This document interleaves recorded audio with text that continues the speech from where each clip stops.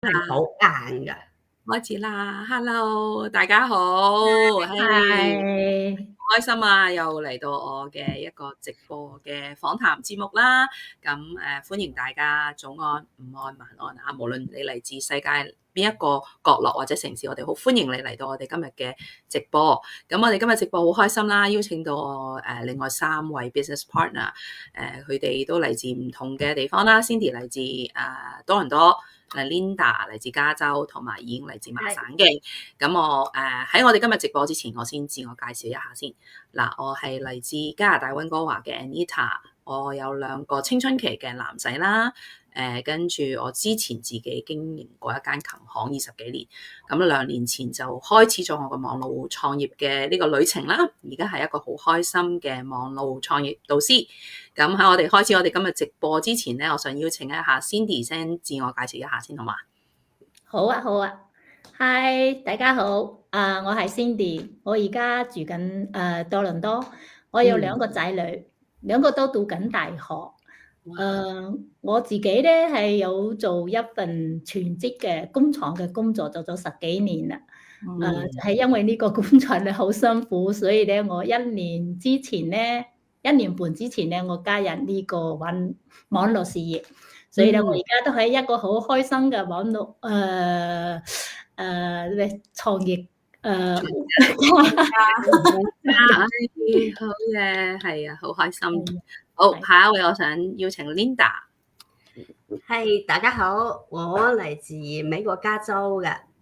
我係從舊年咧，我加入呢個行業嘅，即係未做網絡創業之前咧，我係做緊餐飲管理嘅，即係喺一間上市公司做嘢，即係做廚房管理係一個好複雜，好多嘢有做嘅。差唔多每日咧工作時間係差唔多10幾個鐘，14個鐘係好正常嘅，所以自己嘅時間係好少噶，冇時間去即係打理家務都冇時間噶，得閒淨係想瞓覺，所以呢種生活咧幾年落嚟咧，即係身體又唔得啦，人太過疲啊，跟住就成日想掛住。有冇可以輕鬆啲嘅？因為年紀大噶嘛，真係熬唔住嘅。所以都考察好多嘅，之後有啲其他嘅叫做有 friend 做嗰個代購啊，仲有做電商啊呢啲嘢，我都睇過之後都覺得好似都唔係咁啱我自己嘅，覺得已經係飽和嘅，即係我哋而家入去做呢樣嘢咧，已經冇市場噶啦，你冇咁多經驗噶嘛，所以後尾我睇咗一隻廣告啊，即係我導師嘅廣告，睇完之後我話哦唔錯啊，佢都係高學歷人士嚟嘅，佢有咁啱嘅工作，咁好嘅工作，佢可以揀呢樣嘢，我相信呢個係冇得錯嘅，所以咧我就入嚟考察，睇過之後其實啱啱開始我係冇時間噶，日日做嘢，邊個時間去諗第二個咧？後尾我覺得唔得嘅，因為我假如唔做選擇嘅話，我永遠都唔可以邁出呢一步嘅。冇錯，冇錯。係啊，後尾就係我話啱啱好我嘅仔咧又翻加州求學噶嘛，跟住我話 OK，我哋全家去加州啦。咁樣我話我離開呢個工作環境，有可能可以令到我做一個新嘅決定嘅。所以咁樣咧，我就全家搬咗呢邊嚟，完全重新開始。1年時間俾我感覺，我真係完全變咗嘅。我以前咧，即係日日淨係可以睇到嘅係乜嘢？半個鐘、10零分鐘嘅太陽啊！入咗個廚房，一路翻屋企都係半夜㗎。所以咧，而家我可以休息時間，我可以去公園啦，我可以去好多地方。我舊年1年咧，我去同啲 friend 去玩嗰個水晶啊，去山上面滑水晶啊，哇，好多嘢玩啊！我覺得咁樣先係生活㗎。我可以感覺到，即係同啲朋友打交道嗰個，即係話放鬆自己，增加友誼呢啲㗎。唔係完全即係為咗工作而去，即係冇晒自己㗎。呢種改變咧係我最中意㗎。仲有我覺得呢個事業咧，俾我學到好多嘢㗎，我嘅眼界係打開咗嘅。好好啊，好多謝你嘅分享啦，因為真係好辛苦啊，聽到譬如 Cindy 啊、Linda 都係哇時間好長嘅工作啦，Cindy 喺工廠，跟住 Linda 以前喺餐飲業又係一個好辛苦嘅工作。我哋聽埋阿演啊，佢都係一個好專業嘅人士嚟嘅。好，歡迎演嚟分享一下你自我介紹一下先。好，咁大家好啦，我係演，咁我自己咧係來自馬來西亞嘅，而家我住喺美國，其實已經超過11年啦。我係一個全職嘅物理治療師。之後咧，其實我自己係大概都係同 Anita 咁上下時間開始呢份事業，大概2年前啦。咁開始呢份事業到而家，其實都好開心啦，因為喺入邊學到好多嘢。咁如果想知道我創業嘅經歷，就係其實因為我唔想再用我嘅時間同埋體力去換取我嘅收入啦，同埋唔想再靠一個單一嘅收入嚟維持呢個家，所以咧嗰時就開始啦。好多謝嘅演分享下，咁我哋今日都聽到3位嘉賓嘅故事啦。咁其實大家都有提到啦，我哋都唔想再用時間去換金錢呢個概念。咁其實我哋今日嘅主題咧，特別好想講下，咩係自動化系統，同埋佢點樣幫我哋去節省時間，令到我哋更加聰明嘅工作，讓我哋有更多嘅時間去陪伴屋企人啊，同埋心愛嘅人嘅。咁好，我哋嚟到我哋今日嘅主題部分啦。我想邀請阿 Linda 先分享一下你譬如你覺得咩係自動化系統啦？你平時有冇點樣使用呢個自動化系統幫你節省時間嚟營運呢一個嘅網絡事業咧？好啊，唔該晒你俾我呢個機會啊。其實咧，即係我哋以前做嘢咧，即係每日咧，即係話做 sales 咧，每日發 post 啊。然後咧，就係又回覆啲信息俾啲客啊，跟住又去追蹤啲客啊，咁樣咧成日好忙噶。咁你多啲客戶喺度咧，你就好似成日打仗咁噶。其實好多傳統嘅生意都係咁做噶，但係而家咧，即係已經有咗好多新嘅方法，即係話利用 AI 人工智能咧，有一套咧就係系統化。咁樣幫我哋做管理，我哋可以好輕鬆嘅去完成呢啲，你又重複做呢啲嘢㗎。即係點講咧？即係簡單啲講嘅話咧，網絡自動化就係要個系統幫我哋做嘢。咁我哋可以將我哋經歷咧做更多嘅市場開發啊，或者係話做更多嘅即係享受生活都得㗎，係嘛？就好似我而家我最大嘅改變就係話，我將我從每日重複嘅管理工作入邊解脫出嚟，由 AI 系統幫我做呢個市場嘅管理，幫我做市場嘅開發同埋追蹤啲客，咁我會有更多嘅時間嚟陪伴我嘅家人啦，享受生活。所以我覺得呢個咧係我哋想改變嘅主要嘅，就係從繁重嘅勞動工作當中解脫出嚟嘅。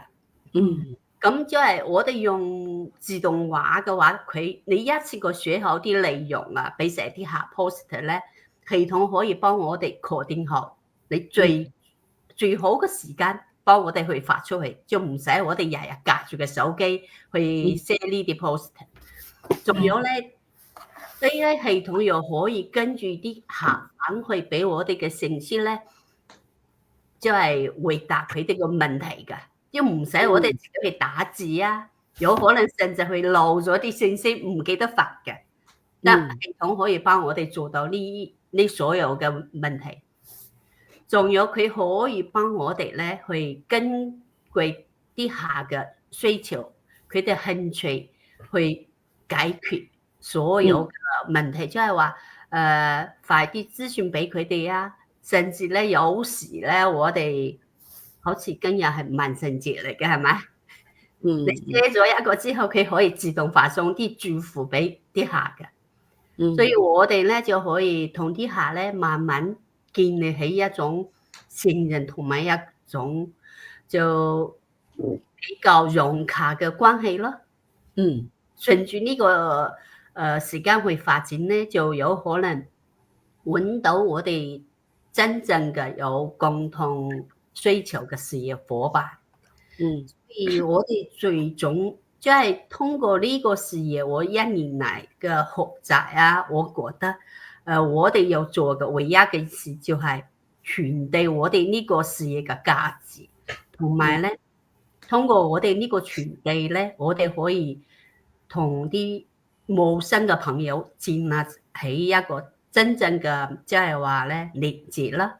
喺發展嘅過程中咧，我哋可以成為好朋友嘅。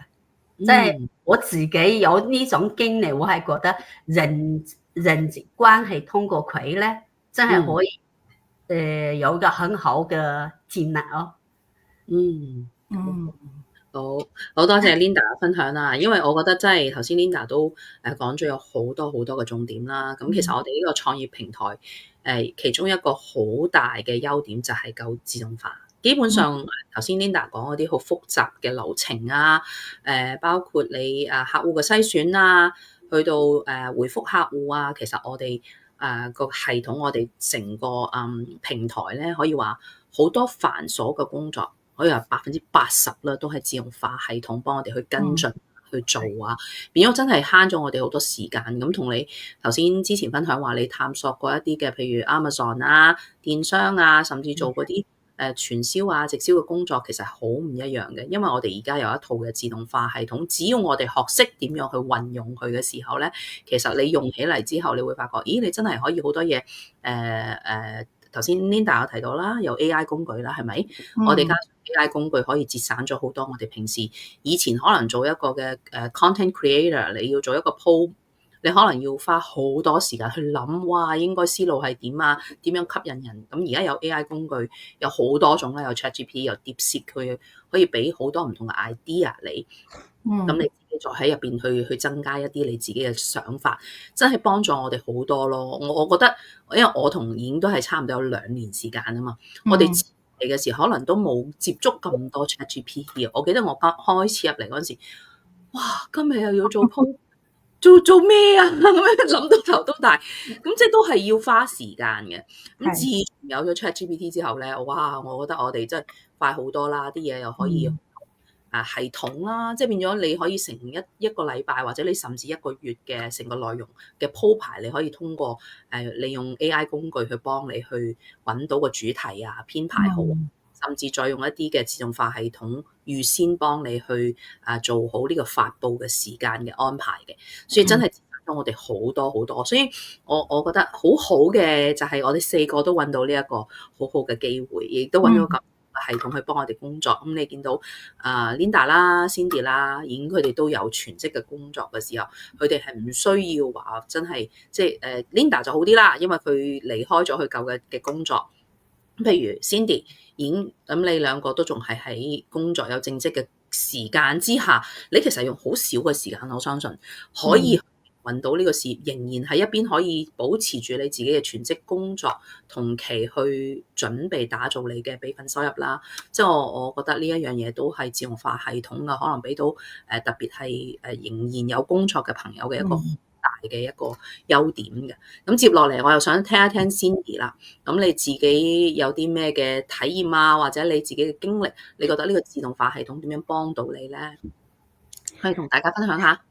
講起呢一個咧，我真係因為呢一個就係自動化，我先吸引入嚟嘅。即係有2點啦，第一點係佢，第2點咧就係唔使推銷，唔使揾客戶。呢樣嘢咧就係好吸引我。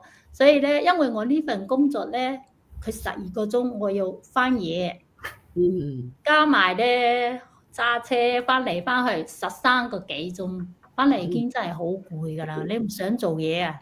都唔想諗嘢啦，我翻嘢翻嚟咧，即係腦氣單機嘅單咗啦，即係唔想又唔想同人哋傾偈咧。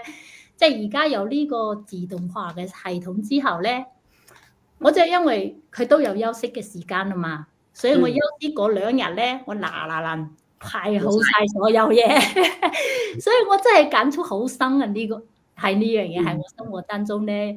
如果咧，我諗我其實好想就係翻緊呢份工呢段時間咧，我好想揾第二份嘢做，即係加啲收入咯。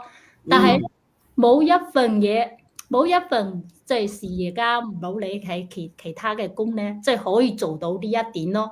即係我係同時做埋呢份工，又可以做第二份工，但係咧先係佢啦。所以咧，我係唔好理啦。即使我自己咩都唔識過，我就係咩都唔識過，電腦又唔識用喎。以前咧嗰啲只識得用 WeChat， 其他嘢 Facebook 咩都冇嘅，所以我而家係因為係 Emily 咁樣，唔使驚。好多嘢你只識得點用佢就得啦，做晒嘢噶啦。我話咁呢樣嘢好喎，所以咧我就係咁樣啦。雖然咧之前咧我都要嘥時間去學呢個 AI 系統係點樣做，但係咧你可以識咗呢樣嘢之後咧，其他嘢佢幫你做晒，好似你 Anita 話齋，佢幫你做咗80%嘅嘢啊。所以咧就好似我而家翻緊工嗰陣，我揸車到嗰度，仲有10分鐘先開始喎，因為我要打卡啊嘛，係咪？10分鐘先開始啊，仲有10分鐘時間，我攞手機出嚟鋪下嘢咁樣，即係 set 好嘅所有嘢。我做緊嘢嗰陣咧，我就唔使理佢噶啦，佢就會自動跟住落嚟，佢幫我自動做晒嘢噶啦，係咪？我唔使話，如果冇呢套嘢咧。呢套自動化系統，我就係嗰度，心理好急，我頭先咩都未做喎，我肯定會咁噶啦，係咪？就好似我哋平時咧又 book 咗一個 appointment， 我又唔記得咗，有時咧就等咗呢個時間好耐咯。但係咧喺呢個 moment， 你一定要做，但係你又做唔到。其實呢啲嘢喺生活當中好多時發生㗎，係咪？但係咧有咗呢個自動化系統之後咧，因為你可能今日使半粒鐘、1粒鐘搞掂好晒，佢跟住落嚟，你可能一個拜都幫你搞掂好。所以呢個嘢我真係覺得，除咗佢，我真係揾唔到第二樣嘢可以喺我生命當中，真係可以做到我以後。我真係雖然而家係即係好似對我嚟講都有啲時間上邊有啲困難，但係我真係覺得一定可以幫我。從嗰個全職嘅工作入邊咧，全部落嚟，全心全意做呢份工，哇！好咁樣，即係好似唔係話想啊，即係我好似而家係享受緊呢一個嘅 benefit 咁樣，真係好。係啊，好多謝 Cindy 分享啦。其實頭先你提到話你又唔識電腦啊，好多嘢都唔識啊，連Facebook 都冇啊，咁其實我哋呢個事業咧就真係好似我哋所講嘅，係俾一啲冇經驗，就算你係電腦嘅小白，你就算從來都冇Facebook account 都唔係一個問題咯，因為我哋其實連我哋個培訓系統，我哋嘅 training 都係可以自動化嘅，即係你唔需要我固定今日呢個時間一定要喺呢一個 training 裏邊去真係 attend 一啲。好多嘢都已經係用視頻化，你可以即係按照佢嘅流程，我哋用設定埋，你做完呢一個下個步驟，你應該去邊度，好清晰嘅指引，你可以令自己真係有空檔嘅時間啦。譬如先你咁忙，我都好明白你返12個鐘頭，仲邊會有咁嘅體力去真係去學或者去做其他每一日要做嘅嘢咧？但係呢個份工作嘅好處，你真係可以自己完全安排你嘅時間。即係 Cindy 話我放假嗰2日，我今日可以去鋪排我嚟緊呢一個禮拜要做嘅工作喎，或者我可以聽多啲我嘅培訓個 video 喎。咁我覺得呢個又睇下我哋自動化系統一個好大嘅優點咯，即係俾到我哋嘅自由係真係好大嘅，我哋真係可以好彈性嘅工作啊，彈性嘅去安排我哋嘅事情。咁好多謝 Cindy 分享下，嚟到我哋演啦，佢又係好忙嘅，因為我知道佢係一個物理治療師啦，其實時間都真係好多，需要真係用時間去換取金錢嘅一個工作嚟嘅。咁我想有聽一聽你自己嘅體驗啦。你覺得呢個自動化系統點樣幫到你咧？好，咁其實頭先兩位都已經提到自動化系統點樣改變佢哋嘅生活啦，同埋帶嚟個好多好處啦。咁其實我想講嘅就係，其實自動化系統咧已經係而家網上事業上面一個好主要嘅命脈。即係好似如果你要喺網上事業網上建立自己嘅事業，你一定要有兩樣嘢，一就係一個好好嘅 system，一個就係你好好嘅產品。所以其實點解我有呢個咁深嘅體會，就係因為其實上個星期有一位夥伴嚟同我諮詢話，想知道多啲關於呢個事業嘅模式啊，所有嘅嘢。咁我就同佢講，佢同我講，佢之前咧其實有做電商嘅，即係 Amazon 嗰啲啦。咁但係點解佢做咗大概半年就冇做啦？就係因為佢缺乏一個自動化嘅系統，即係冇一個好嘅系統，所以佢做唔落去。咁講到我哋呢份事業，其實就係最主要嗰部分咧，我哋已經幫所有嘅人解決咗，就係呢個系統啦。咁呢個系統對我自己嚟講嘅一個好重要嘅方面，就係佢可以令我好安心咁樣去做我嘅正職工作，甚至係陪我嘅屋企人。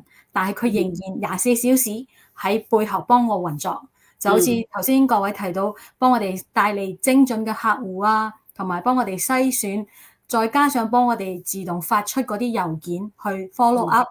所以我覺得呢啲係好聰明同埋好重要嘅一部分。尤其是我哋自己，其實呢個系統唔淨只適合返工族，亦都係適合所有嘅人嘅嚇。咁係，仲有就係即係啱啱啦，即係今日其實我都覺得非常之充實，因為我今朝咧啱啱做完另外一個訪談，咁我訪談嗰個夥伴咧就係一位退休人士，咁佢就同我分享佢呢個自動化系統為佢生活帶嚟嘅嗰種自由性同埋伸縮性係非常之好嘅，即係佢可以一邊陪佢嘅女女去周圍去旅居啊，或者去享受佢嘅生活，但係佢仍然每一日，甚至係每一個月為佢帶嚟5位數字嘅收入。所以我覺得呢一個自動化系統係其實唔係淨係適合某一種人，係適合所有嘅人。冇錯，無論頭先 Anita 你提到有冇經驗啊，或者識唔識用嗰啲 social media 啊，或者甚至冇接觸過我哋呢啲 AI 嘅人，其實我哋已經係 provide 晒全部 training 同埋全部嘅培訓，同埋我覺得更重要嘅就係我哋有導師啦，同埋有教練嘅，所以我覺得呢個係我哋呢份事業好特別嘅一個地方，就係你唔係自己一個人，你有啲咩問題，你 send 個 message， 跟住就你可以咁樣做啊，或者我遇到呢個問題我唔識解決。咁就有好多好好嘅夥伴，好無私咁樣分享佢哋識嘅嘢，同埋佢哋行過嘅路。所以我覺得係啊，呢個係自動化系統係真係對我哋生活好大嘅一個幫助，同埋亦都令我嘅生活覺得更加之安心咯。因為我已經唔係淨係一份工作，我有我嘅全職工作，同埋我仲有背後仲有一份 Plan B 喺度雙軌跡咁樣行。所以我覺得係一個對我哋生活入邊好重要嘅一環。係啊，好多謝燕分享啊！我覺得頭先你提到一點，突然間令我諗起又係雖然我哋有一個自動化系統，但係我呢個自動化系統又唔係完全就好冷清嘅。即係你有陣時咧，我開始嘅時候咧，話網路創業，自己嚟創業會唔會真係成日都淨係對住個電腦，跟住又要自己埋頭苦幹喺度做咧？自動化系統其實幫我哋解決咗好多問題啦，唔係我所想像嘅話，每一日你都好多時間花喺個電腦上面。但係同時頭先已經講到一個核心，我覺得對我哋成個平台一個好特別嘅地方，就其實好可人性化。你點樣喺自動化裏邊又加呢個人性化咧？我覺得係我哋嘅平台一個好大嘅核心價值嚟嘅。當時我自己考察同阿 Linda 一樣，我入嚟之前其實我都睇過好多，我有睇過電商啊、dropshipping 啊、affiliate marketing 啊，好多嘢我都去睇過。最尾其實我選咗呢一個嘅網絡創業，其中一個好大嘅因素咧，就係因為佢有呢個1對1嘅導師制度同埋教練。你真係會發覺，因為點講都好，呢一個網絡創業啦，都係一個幾新型嘅一個事。當你一個無論你有冇經驗都好，當你要走入呢個新嘅領域嘅時候，其實你有好多個學習。當時其實我去睇有一啲課程類嘅嘢咧，我都覺得其實真係好多嘢學嘅喎。你而家網上你真係好多嘅自動化嘅嘢，你俾錢佢就有視頻啊，即係好多真係 lecture base 或者係教學性嘅嘢，佢都可以通過自動化系統俾到你。但係我哋呢一個嘅平台最特別嘅地方，佢自動化之餘又好人性化喎。咁我當時真係好吸引我，我好記得我去做呢個 coaching call， 我係咁追問住我嗰個 coach 同埋我嘅 mentor 係咪咁好啊？即係收錢，日日揾你都得啊！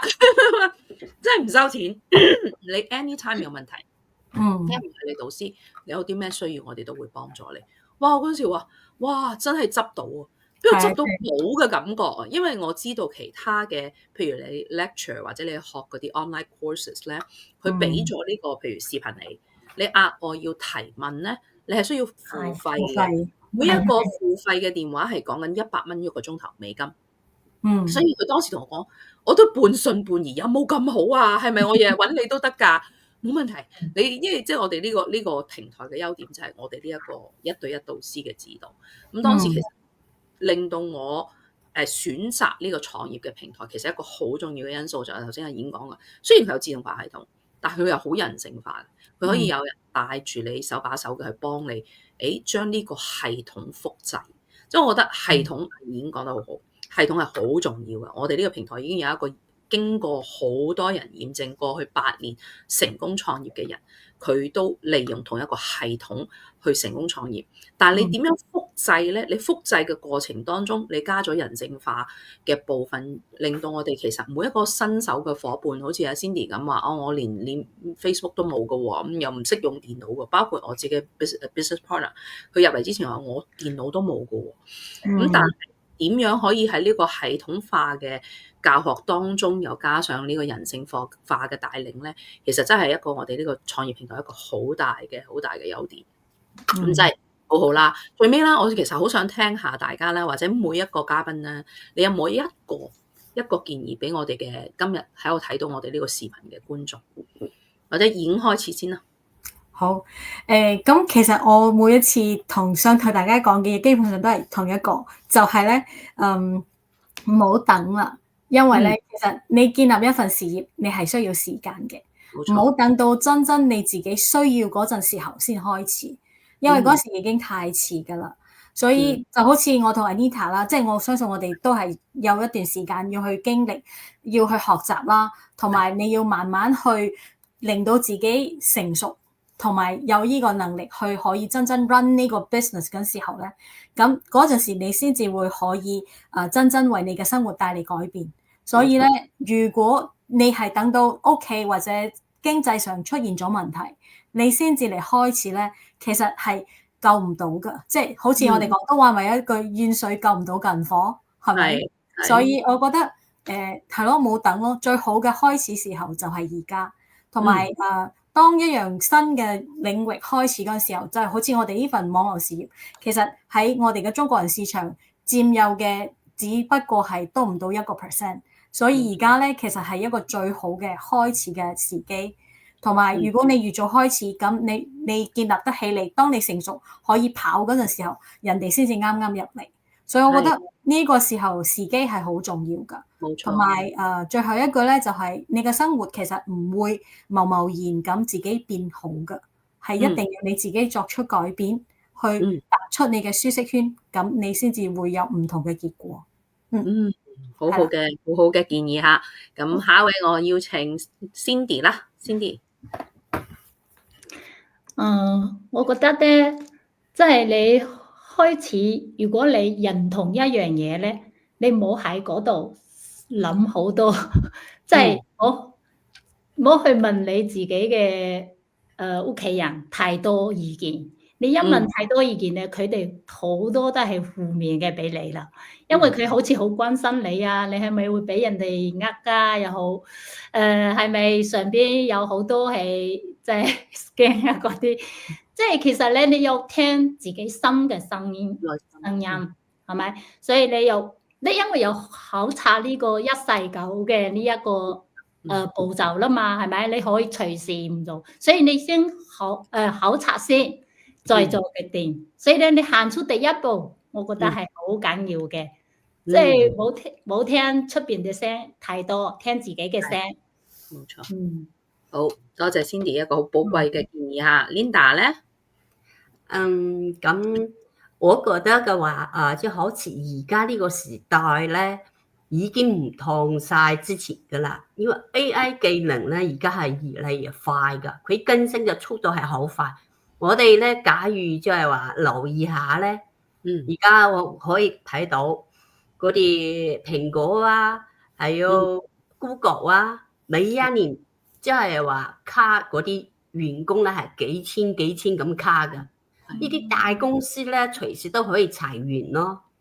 佢哋裁員嘅過程中咧，佢生產更高級嘅 AI 出嚟嘅，取代我哋嘅工作機會。咁我覺得而家我哋作為即係一個家庭嘅支柱嚟講嘅話，應該俾自己多啲機會。我哋日日睇手機，即係刷嗰啲視頻嘅，睇人哋點去玩 AI。但係我哋轉個思維去諗，我哋可唔可以唔玩 AI， 利用 AI 同我哋揾錢呢？因為我哋真係唔知聽日可唔可以返到工㗎。因為每一間公司佢老細嘅意願咧係增加公司嘅最大利潤。AI 佢又唔使食飯，佢又唔使休息，佢又唔使生病請假嘅。但係我哋人係有呢啲需求㗎。所以我哋競爭，即係我哋生存競爭嘅對手唔係人嚟㗎。我們要同 AI 競爭生存嘅空間。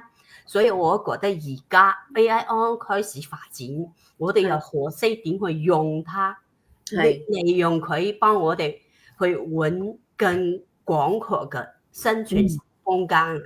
呢個係我成日諗嘅問題。我唔係覺得我呢份工唔得可以轉嗰份工，其實我哋轉邊份工，我哋空間都係好少。而家咧，往後係我的感覺係越嚟越窄嘅。所以我係覺得俾新朋友一個思考吧，即係話而家我哋往後嘅發展，我哋係點去同嗰個睇唔到嘅競爭對手去分享呢個社會資源咯。應該咁講嘛？係，好啱，好啱。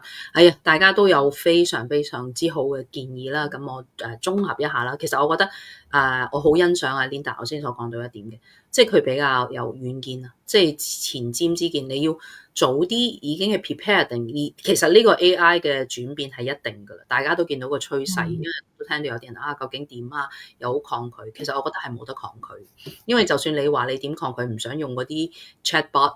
但係你每一日其實你都係用緊唔同嘅 AI 工具嘅，包括你上網去訂個餐，你都係用緊 AI 工具，所以其實係冇得逃避嘅一個現實。而頭先 Linda 俾嘅非常好嘅建議就係，我哋要即係喺呢個時代，我哋要跟住呢個時代嚟走，唔好落後咯。你應該係點樣學識利用呢個 AI 工具，so that你唔會俾淘汰。當時會俾淘汰嘅人就係一啲你又唔識用，但係你嘅工作又可以俾 AI 取代嘅人，真係會被淘汰嘅。咁我哋即係好希望嘅就係我哋而家喺呢一個前期 AI 啱啱叫做開始發展嘅前期，我哋能夠學識點樣去利用佢。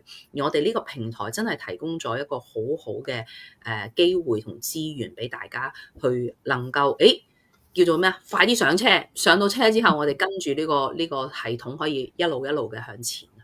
係啦，Cindy 嗰個意見都係好好嘅，即係唔好去聽太多嘅聲音先。